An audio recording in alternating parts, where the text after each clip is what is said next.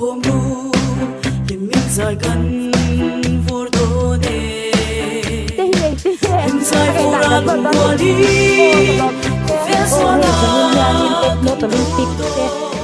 han nei le ani a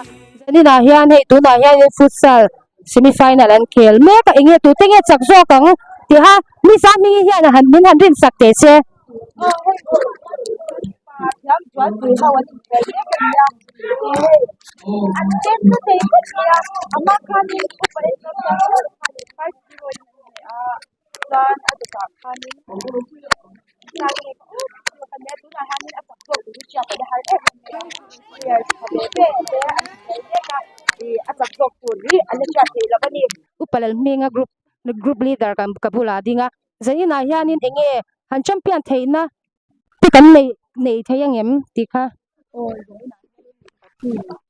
hadi san champion han ni ka ko ri tang ko tum de don to ka kan le injo ang re na maro to football ang han wan ani le i sport pol hian in buat sai na sa em in group hi oh in buat sai sa ti ang ko lang sport wal lang te team member so in fellowship ko kan ne ya i omi te pun man ruwa ang te po siam lang te team member te po so an te ma hello mun oh hey zanin na futsal kan han kela tu na hian in upa age ram thiang lima group pa changin an finance secretary te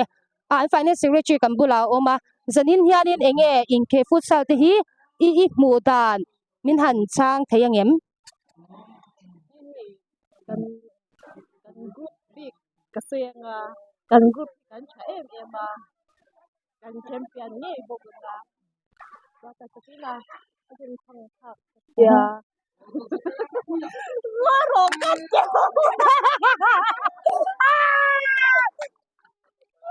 cắt lâu mẹ ca chú cắn đảo cái đảo ai lâu cái đảo hai cái chúng ta mấy cái phút ra là cái là lúc ấy trong trong những cái trong quân đều về mấy cái đảo hai lâu qua đồ la lên toàn đi ai in thời gian chúng ta thì khai nhận phải đủ quên một tên này để ta đi cái này anh te mo mình tel về đồ hi arau poi khop me tel ro min ti tlat se jong kan tel ve mai zela kan lo taksa in min zo to lo duang kan tlan the lo wa gol kan khung lo kha chu poi khopa ma se mi pani thum ve kha chu ka su lu ve chon ka sha ani le zanina i in khel khanin i enge i in buat sai na anga cha ini khelin in sha em ke in bo se man lo wa mo ma sengin game bo se lawang ai chong ka khel tha ka tlan tam khop mai ka du ai ka than po chhuak tam em rồi nó phải cần làm rồi để lúc mà bỏ cái ít nữa lâu mà sẽ ăn được cái ít không ít cái nữa nhưng mà với khách cứ cà phê thì rồi mà sẽ mình sinh cái tầm rồi mà rồi ông chỉ xin mình phải tài qua cái cái ăn rồi Puasia oma anuam khop mai mi kalpo kan tha ma game po munam athiam pon thiam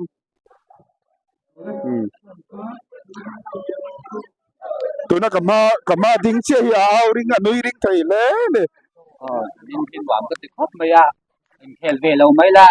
Hlimawm ka ti khop mai ka aw na ta kan group upalal hing group te ka chan khop mai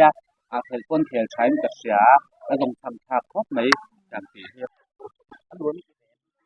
ni do ma se Ronaldo highlight se ta o ko mo ani lấy khel da nga ni lu ngoi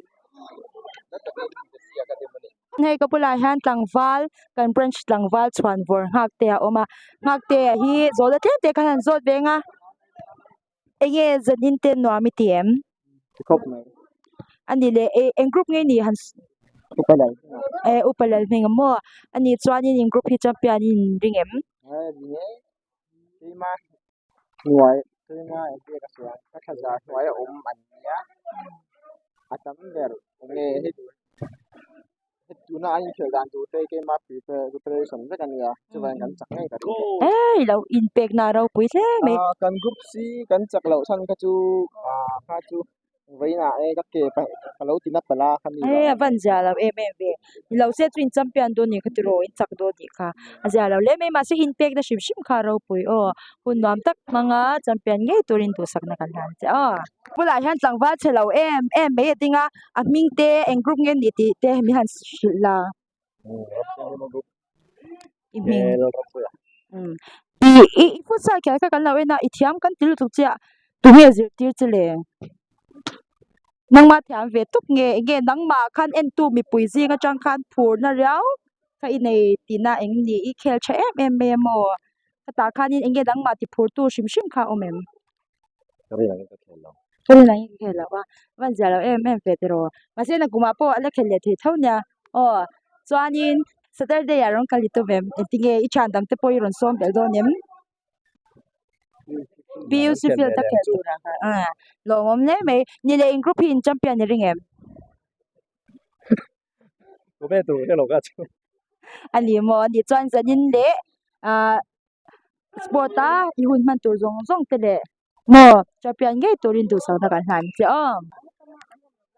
alu ngâm lâu thì cái sữa rồi hey heta hi atlan chengha got me ang tinge pokon chelo heta mi hi kan don ni kan lu ti adu lawani tinge na vak pokon so hey kapula ya nu lam mel che me le ming mo ye dinga zanin hun te hi ti akai dang kan zo ton ni o kan lom ni ke ano ano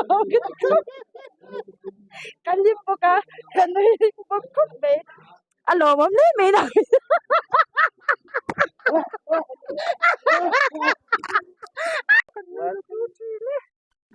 ole he zani na upala hinga group secretary kan pula oma zani hanin in group te chari in basic time ai đây khóc mà hay và hiện final tụi tôi na cái mình tổ chức final cho nên mình phút là ăn trong tiền tổ bốc hay cái tổ lòng đó na hay cái sáng khóc mà cái các bạn khóc mà cái ai đây along ne be ni le in group te in bua se na sa em ting em member te in som chwa dan ve te hau takem member ten thun o yam ti ve kha hay thằng tôi in cái số mà private ten với nãy thế hay quên cái đó là OB meeting cái này à thì khai thầy thế kan phone call là na point member kan rin phak ba kan ron kal thenga she tu nai member sa chung kan kal ni upal me group pi kan rin phak ba kan ni alo mom ngoi ngoi kan po se na po thako amazing kan tho ma marathon kan tlana kan khele futsal chu wangin khami wang khan ka she tu na po kan che that em chan ni kha go le che tu na po khan kan po se na ngin in group try to ten fakom ne me in pek na raw pui ngam te in mang turin le champion ngai turin tu sakna kan han che o upai stram tyang lima group ina zai thiam chuak thar kan nei ania ani hi la chang shilte da ang chi shim shim lam po ni che zai po ni se lo zai em vek me lo ti thei vek ani le ani hi kan chat chawang khan dula feli nia zanin no mi ti em fel cần nấu canh ani le eng angai tel ve to ui van tho lok em ve te ro ani chuanin in group hi in champion ring em kan kan dia dapat minat tu kan ya alo om shim shim hetila in local in impact na shim shim ye lo kan ti o do nom ta mang turin le champion ngai turin tu sak na kan han so ni le dwa ti hi lukin dwa ti hi azak trut me yang tinge mo ni o kan tia kan brush nu la zai lu tu kan ya champion ring em ti shim shim po kamin han chan sak ve la in champion na ngem lo mom champion ngai tur pon tu sak na kan la so in za ba yan sang ye hey kapulahan upa Islam yang lima puluh jana futsal di pa hape kapulahan abing ini sang mà sống chung à zanin te no mi ti em in pi champion nge in em thì khóc mấy cần champion ang karing zanin hun lom ta mang turin du sak na kan kapulahan din la ne che em mai palin chua tiang an bai ki ka pe phaser ngai to tin an ming an phaser jang group men upa h ram thiang hima group rati upa h ram thiang hima group baby upa h ram thiang hima group di upa h ram thiang hima group mali Bye bye anh đi cái cần branch được lập nhà chả tên gì à làm buôn thẻ mà nó cái nào cho nên buôn top đó nào cho nên anh làm đó thì tên cái gì à chút dạng tụ chân chơi xin phải em nè ai bu in chu oh di ha na lo pa ya careful don ni chu carefully na to pa car don ole careful kapang alo mom ne me ka atong ka lan di ka ko do ni kan si alo mo kan zanin mo ni lo mang turin tu sak na kan lan se o in group ko san ya ni turin the sai te kai no twa be tu ro ba de in mang do na ola mi ne zap tu me ya mi zo tu ti tar tu me eng ma lo tu rom lo ni ti kha ama sai kan shil ma sang a twanin I ming han sai la eng group ne ni ne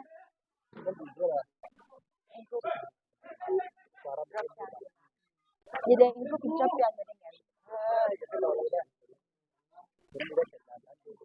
anh đi chơi hun đón tất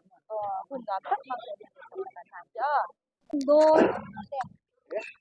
ole hey zani na bekem not Christian chalai pola mi rongbol na le mi changkai tang mai nula zau pui kan bula oma zanin hianin pelna te inei to em không sang nghe tin kan nga ani le eng group ngai ni mi shil thayem uparam siang ni ma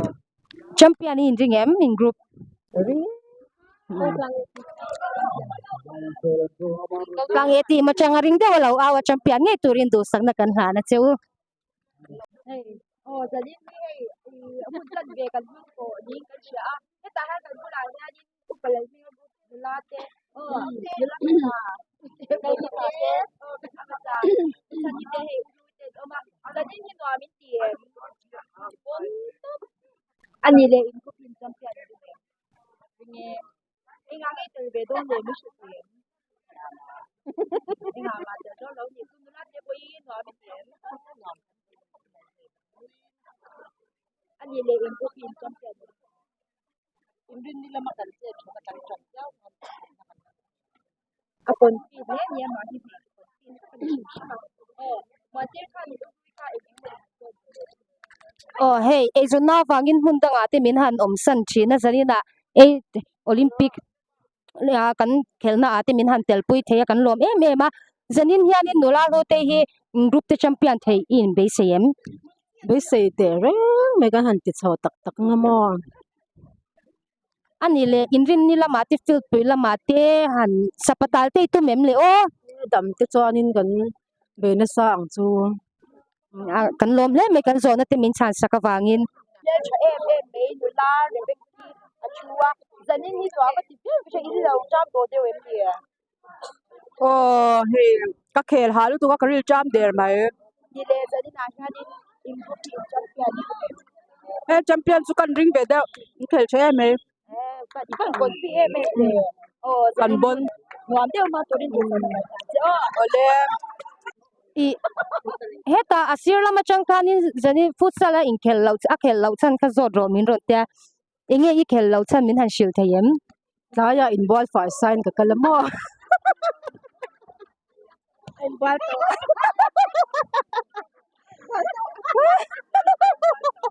in bual non le tur kan tui nei lo nge saboni nei to lo zo chan le be ka pe ta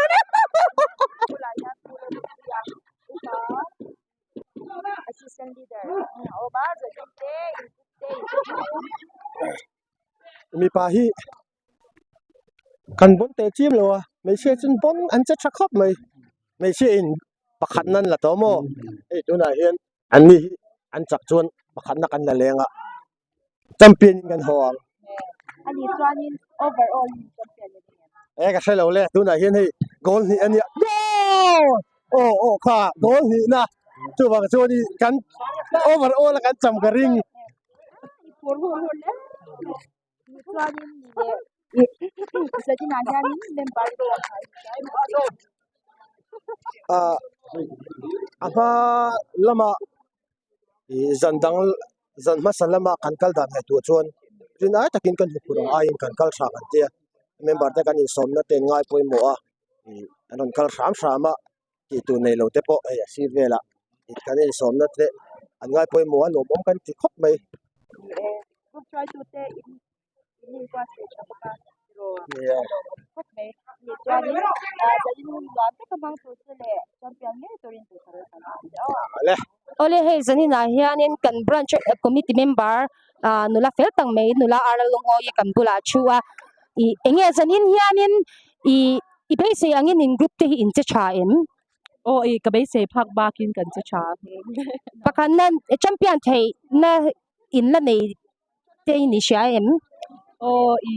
outdoor la ma han kan che chan zia chan kan champion nge ka ring le kan zo na te min chan sakawangin kan lom nu to ke jadi na khanin ka puta kha di ki pa ro Ki pare.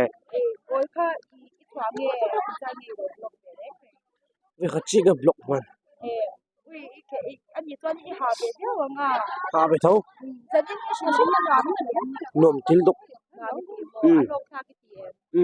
aban jadi ni lo kha e ma ram te mang sun zum je do pun de sang na kai Ole. le hei kan bia zai pol member ni lai mek nu la dingi kan bula oma ani hi zanin te no ami tiem ni le na tina me che fut salin khela khanin enge soi do te nei vm I pet gol vm ti te ka kan va shu do ve pet gol lawa tap ngar ko anek na lo chitro no no ami tiem am ni le shim shimin in group in champion ni ringem a kon fi khop me nom de mang torin du sak na kan han cha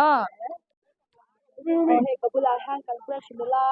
ne te ji han no chabe be to ko ji ha mi ya ni ram te jadin hi ngami tie nom ka ti khop mai ani chuan ni le in ko phi upal la ni ko ne ta ro I entinge he mi sport to ha ni bo sei da vel te mo ni shi te nge ma sei da kan in buat sai na sa atira tang khan kan in buat sai na sa hi kan chet that chau tran veo pun kan sia ani le in ko phi in champion ni oringe kan champion nge yang phi le me ko ji ang kan champion ni ko ri de sa kan lo me